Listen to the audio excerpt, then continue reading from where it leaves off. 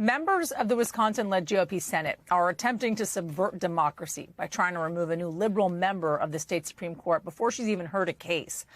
Justice Janet Protasiewicz won a decisive victory for her seat back in April, effectively flipping the court majority to the left. It means that Wisconsin voters have made their voices heard. Yes. They've chosen to reject partisan extremism in this state. Republicans may use their majority to impeach her due to concerns over how she will rule on the critical issues of gerrymandering and abortion. Want to bring in Wisconsin Democratic State Senator Chris Larson to talk more about this. State Senator Larson, thanks for joining us on this. Let me read for folks a tweet that you put out about this. Republican legislators in Wisconsin do not believe in democracy. It's the only way to explain their attempts to overturn not just the 2020 presidential election, but the 2023 state Supreme Court race. Where are we in the latest GOP efforts to launch an impeachment here?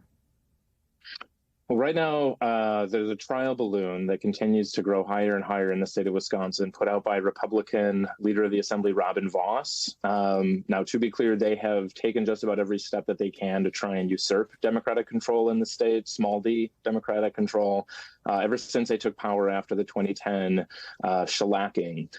They imposed some of the most gerrymandered maps in the entire country on the legislature. They doubled down on that just last year with the new maps. They've tried to be able to cut off early voting, repeatedly being pushed back by federal courts. So they usually go for it. So there's this pause right now to see if they're going to be able to move forward and testing to see if they have the votes in the assembly.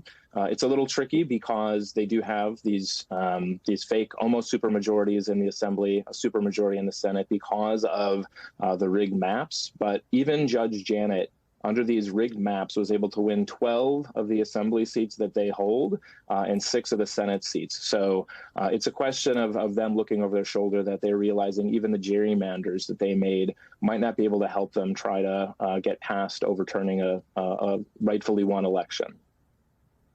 So when you talk about gerrymandering, I want to point to some of what the Republicans are pointing to as to why they would want to see the justice impeached, because of some of the things that she has said about gerrymandering, quote unquote, referring to it as unfair and also as rigged. What is your response to that? Yeah, I mean, they're creating, they're trying their best to create a narrative, but the fact is they tried to start saying things about Judge Janet even before she was elected. There was one guy who was running for state Senate who was floating the idea of impeaching her and actually using the state Senate with the illegitimate 2/3 supermajority that they had created with rigged maps of holding that as being a place to hold Democrats, Democratic trials where they'd hold Democrats on trial. Or a trial court, as he put it, to use a direct quote. So they were floating this well before.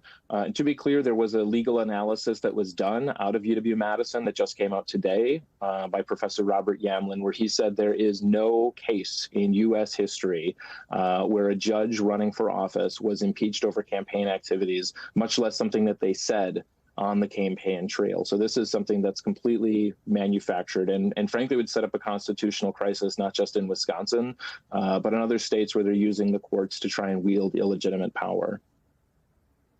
You and your Democratic colleagues have established a $4 million war chest to combat efforts to impeach the justice. Tell us about voter outreach here. Yeah, I mean, it started earlier this week on Wednesday, and man, were the calls coming in right away. I was actually working from my office, and I could hear the phone ringing in the other room, and my staff were just chiming in. There's another one that just came in. And you can really see it in the faces of other legislators that people are hearing from their constituents and seeing this out on the streets. So people are not happy with the idea that this election is going to be overturned. For folks who are following the news nationally, those who try to do that do not end up voting well as people are hungry for democracy. And here in Wisconsin, it's no different, even though I told you about all these efforts to try and suppress the vote. Actually, by one measure, we were deemed the 3rd worst democracy in the country as far as votes being able to count and elected officials reflecting the will of the people. But even with that, We had the highest youth voter turnout in the entire country in the last presidential cycle. And people are looking at those numbers, both Democratic and Republican. Actually, today, one Republican senator came out and said that she would not move forward with impeachment. We're also hearing from conservative commentators like Charlie Sykes, who said this GOP feels entitled to this legislative power and they should not wield it. State Senator Chris Larson, thank you.